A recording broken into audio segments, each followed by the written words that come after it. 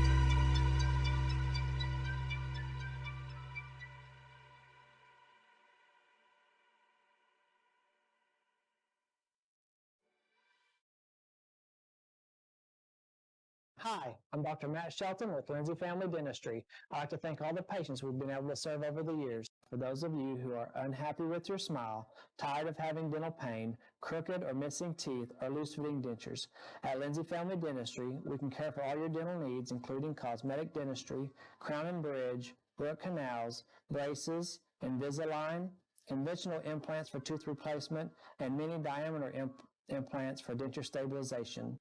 Our braces fee starts at $4,500, and for those of you with poor-fitting dentures, we can place 6 mini-diameter implants on the upper for $3,600 and 4 mini-diameter implants on the lower for $2,600. To schedule your consultation, stop by the office at 102 Southwest 7th Street, Lindsay, Oklahoma, or give us a call at 405-756-4093. As a 1997 graduate of Lindsay High School, I'd like to take the time to say go Leopards. Good evening, everyone, and welcome back. It's been a couple, 2 or 3 weeks since we've had our podcast version, but tonight we're going to have another edition of the Rundown with Rutledge. I am one of your hosts, not Jake Rutledge, and we are joined today by Jake, the one and only Jake Rutledge. And I'm here live in the LSN News Studios, and Jake, he's chilling at home. So, Jake, How's it going, man? It's been a while. It's going, man. I'm good. How are you? How's that back I'm holding up? still recovering. I'm still recovering.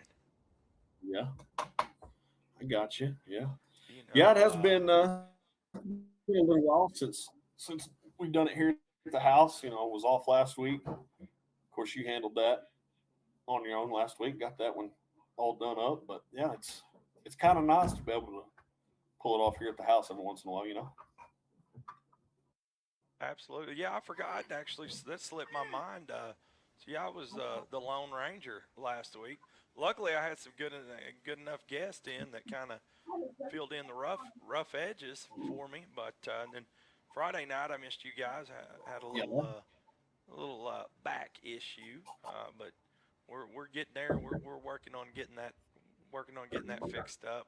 Should be good to go for this weekend. So you know, one thing that we weren't able to talk about last weekend or last Wednesday on the last show was the all district honors that our softball girls got.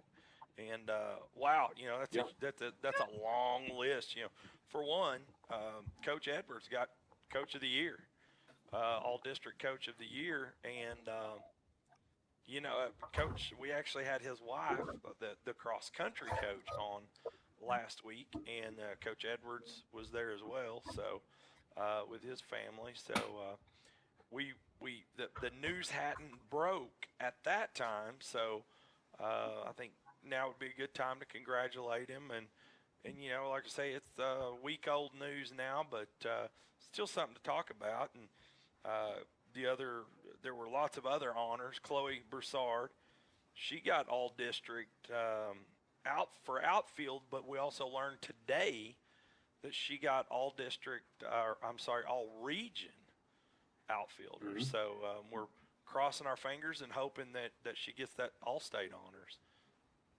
And I haven't really heard any news on that. Have you heard anything, Jake?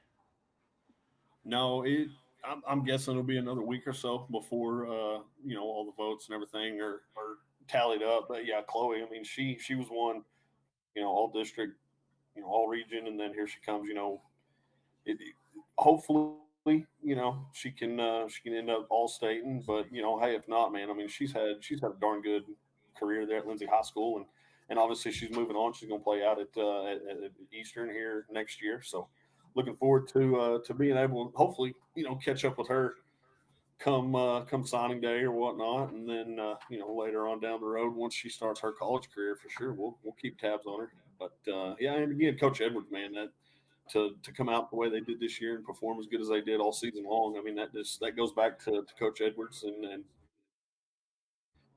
and his assistants. You know, you know, all the hard work and time that they put in, and that's a darn good coaching staff right there. So congrats to Coach Edwards and everybody else. Absolutely. And we had Jake. I don't know if you realize, you know, we had a ton of girls make it, but we had three girls get all utility, all district utility. Um, Kaylin Taylor, McLean Stennett, and Jaden Webb. All three got utility, and then let's see here, Lily Dotson. She was all district player of the year, overall player of the year, and Maddie McGowan. She got all district first base, and let's see, of course Reese Flood was the pitcher, and so I will just say this. So last Wednesday we had her on the show, and we had a sneaking suspicion that she had already that she won because we were making up the graphics, and we'd had some pretty good inside information that some of the girls had won. So we went ahead and jumped out ahead of everything and started building the graphics, and we had her in for the show there, and so it was all I could do to hold my tongue and not tell her, you know, or not ask her, and but you know, a lot of people have asked what is the utility, you know, what is it that's utility. You want to take a little bit of time to talk about that? what that is? Yeah, I mean, as a utility, she can come in and do just a little bit of everything. We seen Brooklyn Brown. She was the as they call it, the designated player, for some of the games this year. Basically, she comes in certain situations and is able to come up with clutch hits, hopefully. But yeah, I mean the awards, man, it seemed like once they started last week, it just continued one after the other, after the other, after the other, and then finally we seen Coach Edwards, with his Coach of the Year honors. But we can't say enough about that softball team. We talked about them briefly the other night during the CCS game, and those girls. Lee said it. I don't know how many times during broadcast. They're probably a year ahead of schedule, honestly, especially with this eighth grade group that they got coming in. It is, they're going to have to obviously replace Chloe, out there at center field, and then her ability to get on base, whether that be from the leadoff spot or, as she moved down in the lineup, to the 6-hole hitter there towards the middle, towards the end of the year. But I got 100% confidence in what Coach Edwards is going to be able to do, and he'll have a group of girls coming up that are going to be ready to go for sure, and looking forward to fast pitch next fall. But rumor has it, man, a bunch of the girls that played fast pitch this past fall, they're gonna jump in and play some slow pitch come springtime. So that'll be fun to see them out there playing slow pitch. Yeah, I've been hearing little whispers of that. I'm excited about that. Yeah. Slow pitch is fun. I like, there's usually a whole lot more homers, so Oh yeah, it's a lot of fun. And Jake, another thing that we had Coach Edwards, the cross country coach, on last week, and I wasn't able to make it. I was trying to make it up there, but some things come up. But they both teams, boys and girls, qualified for state, and I think that's the first time in golly since 97, 98, maybe 99, those 96, those years. So that I remember. I don't know, and yeah. this is actually, I think, the first boys team that we've had. I know Daniel Ponce has been going flying solo, but I think this is the first year that we actually had a full team. So that's pretty exciting. Man, yeah, and just talk real quick about Ponce. I caught some of his senior pictures just kind of floating around out there on Facebook. This has been a couple months ago. It's the pictures he had, leading into his senior year, and he had the All-State jacket, and of course, had nothing but medals hanging off his, around his neck. I mean, the kid, he's an athlete. We get to see him in baseball, playing out there in the outfield, and he's capable of putting the ball in play, and he does good, honestly. Run across country, and so hats off to him for all those accomplishments, and going to be a lot of fun come baseball season, come springtime. You'd see him again. Yeah, so absolutely. Yeah, in fact, we were eating. Eric and I were eating down at Gonzalez today, and I bumped into Daniel's dad, and we were talking. Get. Yep. We're going to try to get through cross country first, but we're talking a little bit about looking forward to baseball. So, he was always really exciting to watch last year. Yeah, he can cover a lot of area out there. Obviously, a track athlete, cross country athlete, so he's got really good legs, good feet, good footwork, and can cover a lot of ground out there in the outfield. And that's what you want from an outfielder. He needs to be able to move lateral, to his left, to his right. He's got to be able to cover a wide range out there. And Ponce he's the man for the job out there in the outfield. I believe, I want to say he played mostly right field during last baseball season. I could be wrong. Somebody out there and correct me if I am wrong, but yeah, he's a little bit of do everything, and I'm the football guy. I'd like to see him on the football field, but he's got a future running. So if I'm guessing, that's going to be the route he takes. Yeah, I believe Mitchell Henson was out there quite a bit too. Mitchell and Daniel. And, Mitchell's out there at center field quite a bit. I'm trying to remember the other cat that rotated in and out there, but Ty Ferguson played a little bit of left field. Yeah, Ty. Yeah.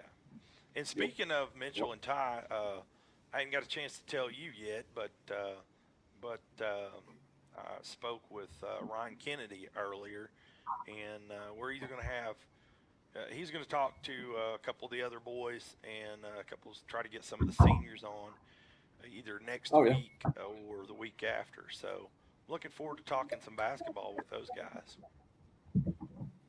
Yeah, hey man, basketball, it's right around the corner. I mean, there's 2 regular season football games left, and hopefully, a handful of playoff games coming up. But yeah, basketball is going to be here before you know it. It's going to be, how that is. That's a 2, sometimes 3 nights a week run around. So it's fast approaching. Put it that way. Yeah, absolutely. I'm excited.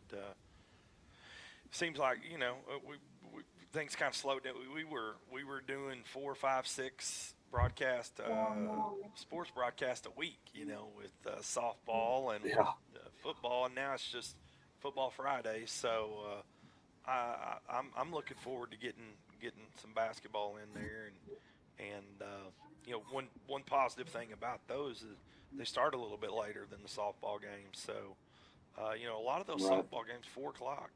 So I'm looking forward to the basketball. So and speaking of basketball, have you heard what the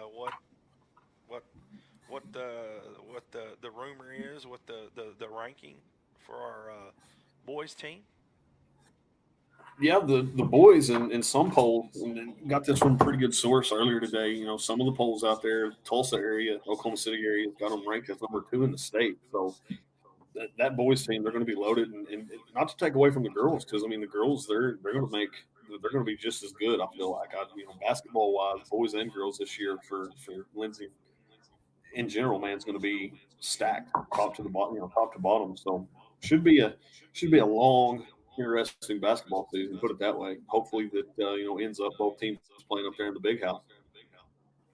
Absolutely, that's what I'm looking forward to.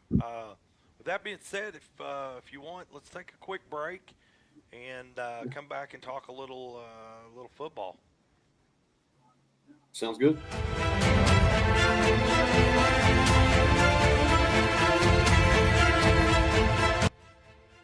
By now, you're well aware the annual enrollment period is here.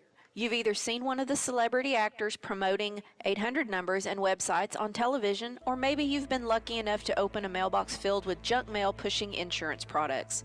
No matter what, I think it's fair to say we've all been put on notice and know it's that time of year. But the question is, do you have a full understanding of what the annual enrollment is and why it's so important? For those of you who are on Medicare, the annual enrollment period begins October 15th and ends December 7th. Others who are not Medicare eligible have an enrollment period that begins on 1st of November and runs through mid-December. While it's important to understand when the annual enrollment is, it's even more important to understand what it is and how to take advantage of it. Annual enrollment is the short period of time when you can enroll in a new health plan or switch from one plan to another without first having to qualify for a special enrollment period or some other form of enrollment. It's also the time of year when carriers roll out new plans and present coverage changes to current plans. Whether you're happy with your current plan or not, it's a great idea to go ahead and explore your options during this time. You never know. There may be new and better options. You could also uncover hidden benefits on the plan you already have. I highly recommend you reach out to the folks at Oklahoma Healthcare Exchange and let them explore options with you. They're staffed with licensed and certified insurance agents who are your friends and family living and working right here in the Sooner State. Even if you've looked into plans during past years, qualifications and benefits change annually, so this year could be your lucky year. At this point, you've got nothing to lose and lots of benefits to gain. So take the first step by picking up that phone to dial 855-786-8343. Again, that's 855-786-8343, or send us a message.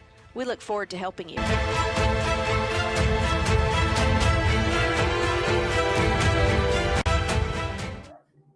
Well, good evening and welcome back. While we were on break, I decided to visit the Deerwoods out here. I'm south of Lindsay, and you can see the Tabletop Mountains here in my distance. I just visited with this. Just found this nice little buck back here. His name's Freddie, and Freddie wanted me to remind everyone that it's deer season. You know, for you deer hunters, you go out, make sure and wear your orange vest. And the youth hunt actually started on October 5th, 14th. It ran through the 16th for deer. Muzzleloader 22nd through the 30th. Gun season is going to start here in November, and then of course there's another antler list that starts there in December around the 18th. And he also, Freddie the deer back here, he also asked any of you hunters happen to shoot him to please take him to T&J Cuts to get processed. Again, that's T&J Cuts. If you're not sure where they're at, you can look them up on Facebook. You can also call them up. Their number's 405-738-5235. Again, that's 405-738-5235. And Jake, do you have any parting words for Freddie as I make my way back to the studio? Man, I hadn't been out to the tabletops in a while, but they must be getting some crazy weather down south. I mean, the there earth was a must be cold shifting. front that just moved through here. Okay, yeah, and last I seen the tabletops, man, they weren't quite that big, and honestly, I didn't know there was elk down here just south of Lincoln. It's just the camera angle, Jake. Ah, okay, all right, that's what we'll call it. So, it makes them look big. I got you. Yeah. No, seriously, the deer season, man, it's here. It's full blown right now. I mean, everybody out and about. So it's going to be the next I believe next month and a half, roughly or so. Like you said, rifle's going to open up here, right around Thanksgiving, I think it is. So about a month away, and yeah, there's going to be all kinds of deer being killed around these parts, that's for sure. Yeah, and hey, with that being said, if anybody gets a big buck, if you get the buck processed at T&J, they're going to they've got a big buck, big doe contest going on. So they have a youth big buck, big doe, and they have an adult big buck, big doe. And the winners, you have to. So it's basically to enter the contest, you have your deer processed there, and you're automatically entered big buck, big doe. And they're giving away some really cool belts. They look like WWF belts, you know, the championship belts, and they got some really nice engraving work done on them. So, that's something to think about. Well, I'm gonna take it back to the studio, Jake. I'll be right back with you. All right, I'm back. Well, that was quick. It's a lot warmer here too.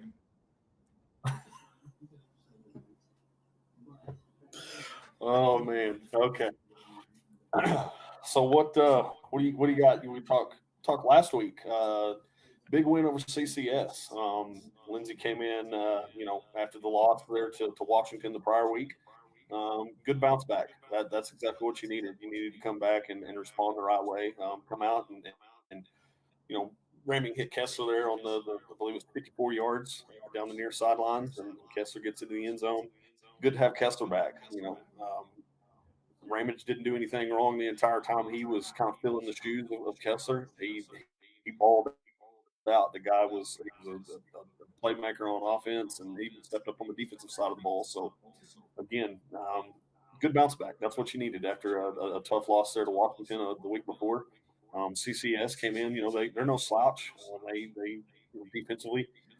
They made some adjustments, but at the end of the day, it wasn't enough. Lindsay able to win, kind of going away there. 28. It was 28-7.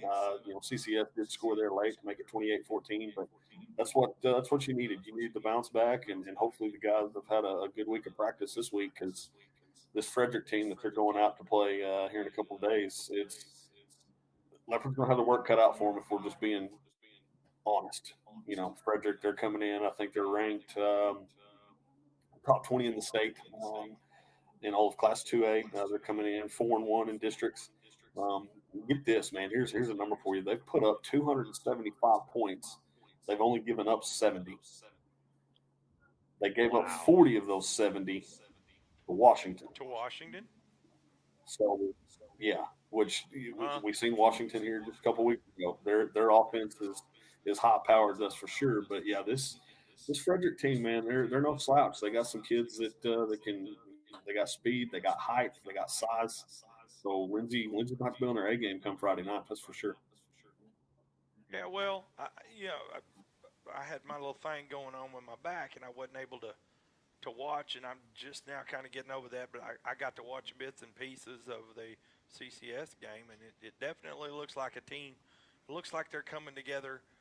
As the season progresses, they're coming together more as a team, working as a unit. And like you said, they're having to work past some injuries. So, I'm thinking they're going to give Frederick a run for their money. And here's the deal. When our boys played Washington, that was a rough week. So I think they're going to perform pretty well against Frederick. Yeah, I'm sure Hembry will have them ready to go this week. It's a big ball game. It's for solo second in Class 2A3. Obviously, all of Washington being undefeated, they're atop the district. Currently, right now, as things set, Frederick's sitting in the 2 spot. Lindsay's 3. CCS is currently 4th. So you want to win this Friday. Obviously, that's why you suit up and go play every Friday night to win the ball game. But Frederick's they're going to. They're playing for second as well. That's essentially what this game's for. It's solo second. Winner of this is going to be second after Friday night. So come 10 o'clock Friday night, we'll know who is number 2 in the district, and that's so important to finish 1-2 in your district, because your first and second place, they get to host a home playoff game for the first round. So rather than travel, and usually if you're in that third, especially that 4th spot, you end up taking a pretty good road trip there, and you're going to run up against a 1 seed out of some district. So for the Leopard's sake, let's go out to Frederick, to the Bomber Bowl Friday. Let's take care of business and hopefully get that 2 spot. And you still got a game after that. You got to go to Crooked Oak the following week. So, can't have a letdown there against the Roughnecks. But first things first, Bomber Bowl Friday night, 7 o'clock, man. That's going to be, I don't know if you've ever been out there, but that place it's different, man. It's very, very underrated. You don't hear much about it, and really the only reason I think that is because where Frederick is. It's so far out there in the western side of the state. There's just not a lot out there. First 2 games that Frederick played this year, I believe, was against some Texas schools from Wichita Falls area. So that's just kind of what I'm getting at. They're just out there by themselves, and they got a ton of kids that can play, and they're going to be ready to go come Friday night. They're going to want to keep that 2 spot. Yeah. I've flown out there a few times. They have a really nice little airport. It's an old World War II trainer airport.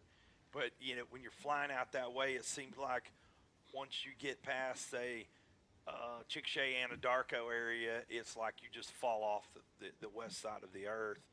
And then all of a sudden, It's like, oh, here's Hobart up here, and here's Frederick. And then way down there's Altus. Yep. So, yeah, it is. It's out there all by itself, more or less, and Frederick dropped down, played some Class A ball here. I believe it's been 3 years ago. I want to say maybe 4, but for the most part, they've always been a 2A school. They've always had a good running relationship with Lindsay, and Lindsay Frederick. Most seasons is always a darn good football game. So looking forward to being back out there in the Bomber Bowl, man. That's for sure. It's a unique place. Well, and back to Friday night, here's the thing, CCS, they're no slouch. I know our boys made them look a little slouchy at times, but they're no slouch. They've got the Joe kid. He was relatively quiet that night. Didn't put up near the numbers that you would expect a D1 prospect to put up. So you got to tip your hats to our boys for the performance there last Friday night. Well, yeah, for sure, and that goes back to Coach Embry and his coaching staff. Man, he had them ready to go. You know, you as you mentioned, the Joe kid. You know, he's committed to Michigan State. He's going to be playing in East Lansing next fall, so he's all there. I mean, if you can, you know, your D1 talent, your D1 level, man, you've got some playing ability, obviously, and for Lindsey to keep him kind of in check the other evening, you know, kind of eliminate him from CCS's game plan. Again, that goes to the coaching staff, Coach Embry, Coach Allholter there on the defensive side of the ball. Defense was ready to play. I mean, you just essentially give up 7 points, and you give up the last touchdown late there. So nice job of that coaching staff. So, Jake, before we get too far along, I got to ask you, are you wearing the shoes? Oh no no. Do you happen to have them Yeah, handy so we can show everybody? I do not have them handy right now. They're back. They're in the bedroom. I'm sure Cool. one of these kiddos of mine around here can get them. But yeah, I got the idea from actually I believe it was Coach Hembry. Seen him the other evening running around down there on the sidelines, and he had on some orange and black Jordans, and I thought, man, I gotta get a pair of those. So I did some digging and found them, and they'll be on display Friday night. Put it that way. You know, it's very handy that both your high school team and your college team have the same colors. Oh yeah. It does. It makes you know, getting dressed on Fridays, you know, for game day. Obviously, you're gonna represent the orange and black, the leopards, and then get to turn around and do it on Saturdays as well. So, but then come Sunday, it's red and black, you know, or red and gold. I'm sorry. Yeah. Well, before we get to talking too much college ball, let's take a break, and then when we come back, let's talk some OU OSU. How'd that sound? Sounds good. All right, be back.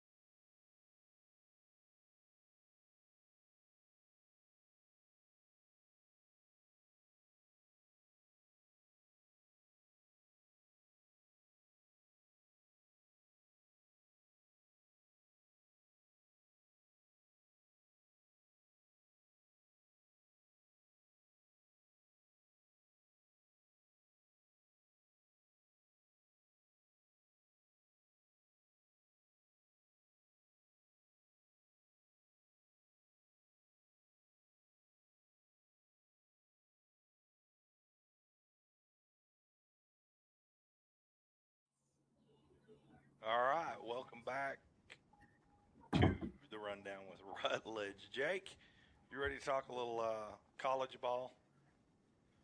We can do it, man. So, did you get the little picture the little screenshot I sent you today? Yeah, about The rankings, the the what is it? The defensive rankings. yeah, and both Oklahoma schools, man, they're way down there. We'll put it that way. They're defensively, man. It's been a struggle.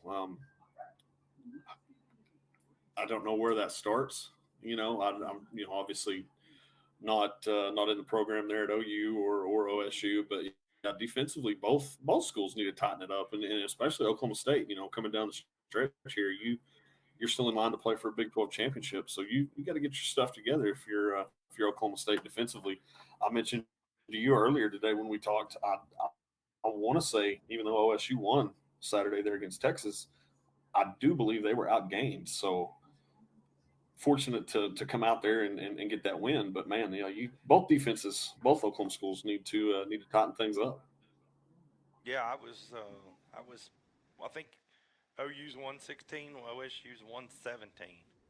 Shocking, shocking to say Yeah. the least. Yeah. Did you get a chance to look up the offenses? Big 12 goes, TCU's up there pretty high. I mean, they're averaging 46 or 48 points a game, probably putting up a ton of yardage, 500 plus a day. So I mean, a couple weeks ago, OU got I just blanked on his name, Gabriel. They got Gabriel back, and they went out and put up 700 yards of offense. So it, talk about a totally different team compared to a few weeks ago when they had Davis Bevel, playing quarterback there for them. Boy, that was a struggle against the Longhorns that day. Couldn't get anything done there, and then your guy comes back, Gabriel, and they kind of turn things around. And they got a big ball game this Saturday, man. 11 o'clock, Ames, Iowa. They're going up there to play the Cyclones, and one of your favorite coaches there, Matt Campbell. So OU's Yes. got their work cut out for them. Yeah, there's a couple of back in the day whenever Bill Snyder was at K State. Hey, Mhm. it's not that bad. Hey, you don't want to see your team get beat, but if they get beat by a Matt Campbell or a Bill Snyder, it's a little easier pill to swallow. I love Matt Campbell. I think he's just an absolute wonderful dude. Speaking of that, cannot remember the cat's name. Jace Gilbert from Marlowe, who he was the Oh yeah, quarterback and punter kicker for Marlowe last year. He is now the kicker up at Iowa State. So that'll be something to kind of, something a little interesting to kind of keep an eye on. He had a really tough game against K State, missed 3 field goals. Missed 2, and then at the end of the game, he kicked one that would have won the game, that would have put him over the top to win the game, and didn't make it. So, but he's bounced back since then, and that was one thing that I was proud of. It's one of the many reasons I'm a huge Matt Campbell fan. After the game in the press conference, they asked him about it, and he's like, "Listen, the kid's been perfect up until now. Are you going to bench him just because all of a sudden he has a bad game?" And he really stood behind Jason, and right. you got to respect that. Well, and two, I mean, Gilbert probably played in some hostile environments, but being in Manhattan, Kansas, there, I don't know what time of the day that game was, but that's a little different. It could have been a little intimidating atmosphere, and you mentioned perfect. I mean, he didn't miss in high school. He didn't miss when he was throwing the ball. He didn't miss with the punts. He didn't miss with his extra points or even his field goal attempts. I mean, he knocked one through down here a couple of years ago. I want to say it was from 43 and made it look easy right before half. And it's just, for a kid playing 2A ball to have that kind of talent, and obviously, D1 talent now playing at the D1 level, that says a lot about that Marlowe program down there. Just how they bring their kids up and what they're able to accomplish. Won them a state championship that year, and Yeah, Marlowe, they're loaded as usual. So that's just So, Marlowe for you. have you But ever yeah, been to Gilbert, K man, State? he's Have you ever? Oh, I'm sorry. Go ahead. no, you're good. Go ahead. Have you ever been to Manhattan to a game there? No, we had talked about maybe trying to get up there this Saturday. It's a 2:30 kick, but we got some cheer competitions we gotta go to at Washington this Saturday morning. So we'll be up there and then partaking in all the cheer competitions. But be sure to be back at the house in time for kick there from Manhattan for sure. Yeah, I was wanting to go. We were gonna go up. So RJ plays a ball game Friday night in Springfield, and so I was Oh, okay. thinking, yeah, we can fly up there Friday, and then Saturday morning hop on up to Manhattan. But I couldn't con the rest of the family into it, so I guess we're not going to go. But let me tell you something. If you ever get it, I love the place. I love Manhattan. I love the people there. Huge Bill Snyder fan, but Oh, yeah. it will drive you insane. They've got a really nice little stadium, but every time, I believe it's every time they make a first down, they will yell, over the PA, and that's a wildcat. And then there's like these huge speakers in each corner of the stadium, and they make this cat sound like, wow, wow, wow, and it's really loud, and it's just annoying, especially when you're an OU fan, and Alex Grinch is your defensive coordinator, and K State's making a first down like on every play. It's so Hmm. annoying. One of the reasons I left the game early. Well, it didn't have anything to do with the score. Oh yeah, a lot to do with score. I think actually, Now, true story. So Brad, a buddy of mine, Brad Smith, and I, we were at that game together, and we took our kids and stuff, and so we have this little funny little thing we'll do whenever it's an away game, and so we were sitting there, and there's K State fans all around, and so while we're getting the snot kicked out of us, and Brad's talking to me, and of course the K State fans around us are eavesdropping, and he's saying, boy, he's like, man, Robert, whenever you was a linebacker up there at OU, this didn't happen, and man, you guys were good, and he's talking about like, wasn't that 98, 2000? Oh yeah, you guys won a national championship, and he said even your coaches at the Bears, I think, they wouldn't put up with it. Well, so then I get mad and I leave early because we're getting the crap beat out of us, right? And after I leave, these kids turn around and they ask him, they're like, hey, did did that guy really play for OU and the Bears? And he's like, oh yeah. And I don't know if he ever told those kids any different either. I think he just let it ride. wow. Yeah, I mean, you physique, man. I mean, all 5'9" of you, 200 plus. Yeah, I could Absolutely. see you being an outside linebacker back in the day for sure. No, man, it seriously, Manhattan. It's going to be a tough place to play for Oklahoma State. They're going to have to go up there. Kansas State, they're kind of in the situation that Oklahoma State was last week. Need to bounce back after a loss. Kansas State couldn't get it done there against TCU last Saturday night, and Kansas State knows what's on the line. If they get beat Saturday, they're more than likely out of the running for the Big 12. And same shoe there for Oklahoma State. They got the one loss to TCU. That's one. If you're a Pokes fan, you don't want to go up there to Manhattan and mess around and get beat, because more than likely that's going to take you out of the running for the Big 12 race. So with TCU cruising the way they are, TCU, I think do they go to Morgantown this Saturday? I can't remember. Maybe so. But, I I want mean, I want to say it's they not going to do. be much of a task. Well, I mean, you've been to Morgantown, You so looking I it mean, up? You looking it yeah, I'm up? trying here. Yeah, yeah, they're at West Virginia Saturday, 11 o'clock. So it might not be too rambunctious there, but I don't know, man. I've heard Man, stories. Those West Virginia fans get a little wild. let me tell you something. I can't remember 3 or 4, maybe I don't know, 4 years ago, I think. We go up there. We roll into town. It was the cat that was the coach there. He's down at Houston now. Man, dude, that was at OSU. Yeah, I just went blank.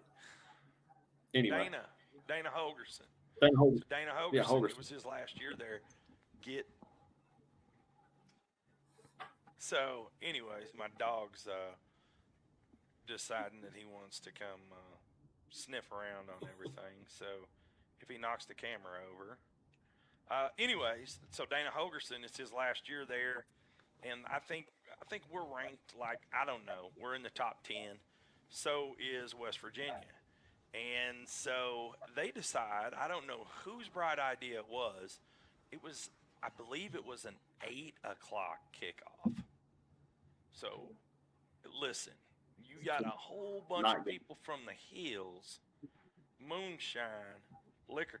Listen, you have to walk like a mile to get into the stadium, and it's a mile of nothing but beer cans and beer boxes and drunks, like tailgating, literally tailgating. They don't have like the beautiful little pop-up canopies that every other campus has. They are sitting on the tailgate of their truck in the Wendy's parking lot, like all the way up and down this road, and they're hammered 8 o'clock at night. And then you get in there and the stadium is packed and they're drunk and it was like 12:30 before we got out of there. We ended up winning the game, and that made it even worse. Like they hated you while their team was beating your team, but then after your team come back and beat them, they really hated you. So, right. Man, it's a crazy place. If you ever get a chance, go.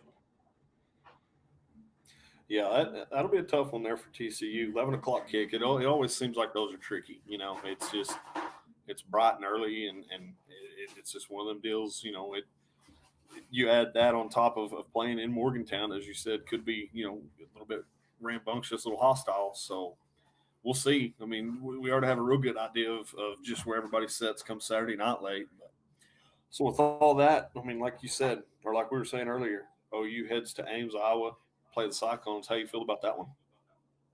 I was actually going to ask you the same question. I think OU's going to pull it off. I'm going to say, one thing that I've noticed that they're doing, they're bringing out a lot of the young kids, the young guys, especially on defense.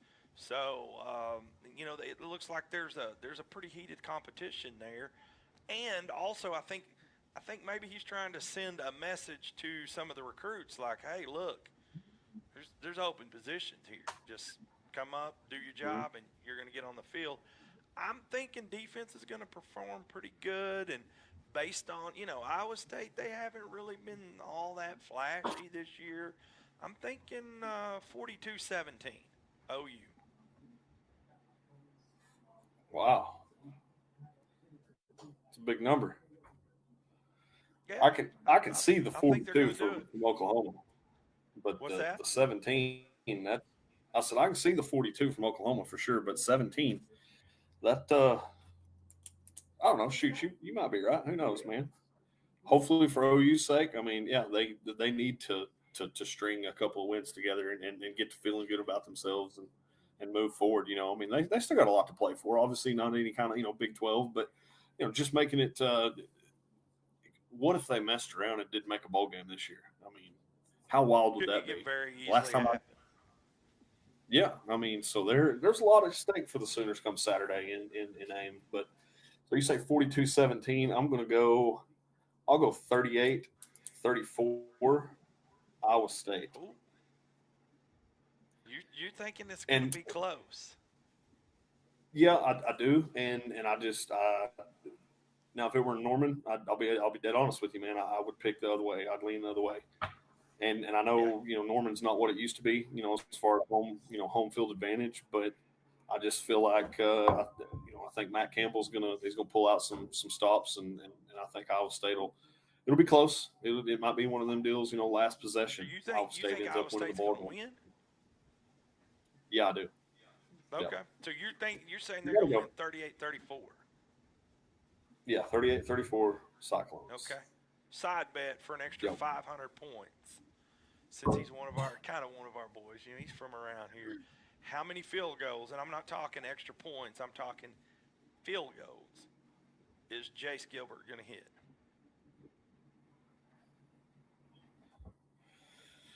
Well, let's see. 38 points, so I'll say he kicks 3. Yep. He'll account for I locked in at 17, so I'm going.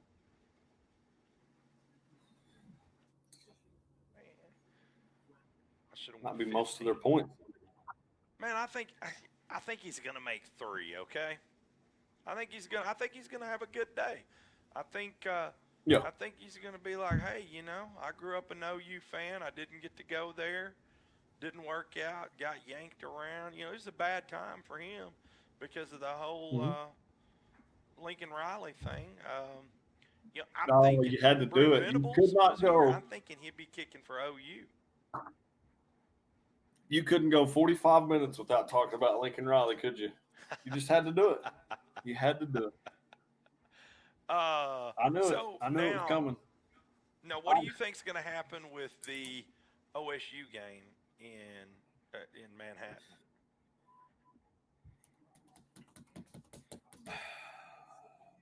I'm going to say Oklahoma State wins, but I think it's going to be another one of the nail biters. The Big 12's. I think it's going to be that way the rest of the way forward. Honestly, for both Oklahoma schools, it's going to come down to maybe that final possession of the day, or just come down to the fourth quarter kind of deal. But yeah, I'll go. Let's see.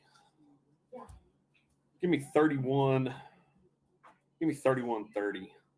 Oklahoma State. See, I'm thinking, man. Okay, I'm going to go back to what I did last week, because there's still, they threw Spencer Sanders out there, yada, but there's still a slight chance that something may be going on and he may not get to play. So I'm going to say, with Spencer healthy, playing the whole game, man, I think it's going to be close. I'm going to say 45-42 OSU. Without Spencer Sanders, man, I think it's 45-27 K-State. What back on the Iowa State Oklahoma game? What is Iowa State's record? I don't know off the top of my head. Do you? I don't know off the top of my head. I know they got beat by K-State, huh? It don't matter. I was just curious if you might know. I don't. I was just kind of curious. I don't know if they're. I know they're not. What they have been the past few years. Good as far as that goes. But I didn't know if you might know just off the top of your head what they were this year. But both games, man. Both road games. Obviously. They're 3 and 4. Okay. Mm-hmm. Yeah. 3 and 4. So. Again, both schools, man. They're a lot at stake. Oklahoma wants to, they want to string the win streak together. They want to get back-to-back wins. Obviously, they had the bye week this past week, but that would be their second consecutive. So they want to keep things rolling and have that feel good feeling moving forward the rest of the season. And with Oklahoma State, it's one of them deals. You're still in the Big 12 hunt. You got to go to Manhattan if you're a legit Big 12 contender. Bottom line, you go to Manhattan and you have to take care of business. That's the name of the game. So hopefully OSU. And like I said, I'm not picking Iowa State to be to just flat out hate on OU, but I feel like it being up there in Ames, Iowa, Matt Campbell, his guys are going to be in their element, and I think it's just going to be a little bit too much for BV and Oklahoma to handle. So. We'll see. We might both end up being wrong come Saturday night. Yeah, you never know. You never know. Well, I'm about ready to call it a night. How about you? We've been rattling for almost an hour, dude. Real quick, Lindsey Frederick. What do you got there score wise? What are you thinking? Oh man, I hadn't even thought about that one. I'm going with the hometown boys. I listen. Listen. The deal with Washington, I think that was kind of that was just a rough deal. Personally, Yeah. I think they would have done a lot better. I think they might have even been. I think on a good week, they're going to beat Washington. CCS. I know it wasn't like a great big huge wonderful blowout, but listen, CCS is good. They got some good players, so I was impressed with that. Um, Man, I think it's going to be a slugfest out there in Frederick. I'm calling. I'm going with our boys. Let me see. I think it's going to be a close game because hey, listen, Frederick's they're the real deal. But I think I'm going with our boys. You know what, man? I think this is going to be the week that everything just kind of comes together. They got a lot of stuff behind them. Man, I'm going Lindsey 35-17. Yeah, I'm with you. I think it's going to be a close one. I'm leaning low scoring though. I'm thinking somewhere along the line. I mean, like I said, Frederick's only given up the 70 points. 40 of that was to Washington in a absolute beatdown that they took from Washington, which seems like goodness, everybody in the state, just lines up and takes a pretty good one on the chin from Washington. But yeah, I'm gonna go Lindsey. I'm gonna say 21-17. So it's gonna be rather Yeah, low I'm going to go scoring. 35-17, and I'm going to tell you why. I'm going to tell you what's going to happen. And listen, for people that are watching the game, you're going to go, man, there was a lot of ball movement. The score doesn't really reflect the play on the field. When you look at the stats, Frederick's going to have similar stats to ours. But what's going to happen? We're going to create a bunch of turnovers.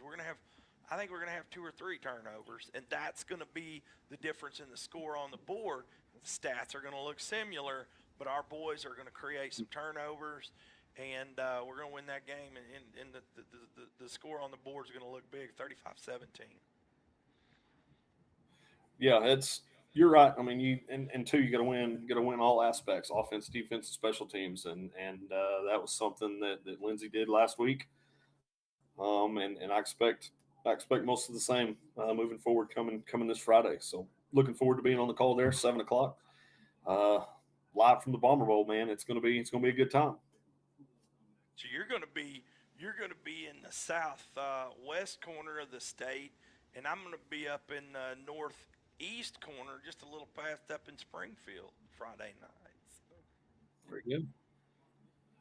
Opposite ends of the spectrum, huh? Yes, sir. I think you're gonna. Well, yeah. Hey, be good. I'm good with it, man. Good. No, I was just saying, it's 8 or 9 o'clock. That's right at an hour, dude. That flew by pretty quick. That'll work. Well, I'm ready to call it a night, and I appreciate everybody tuning in. And we'll be back next Wednesday. We're going to be right back down at Gonzales. And it's looking like we're going to have another game show. We've got some contestants, some people who've showed interest in our new game show, The Married Life. Really excited about that one. We'll see you next week.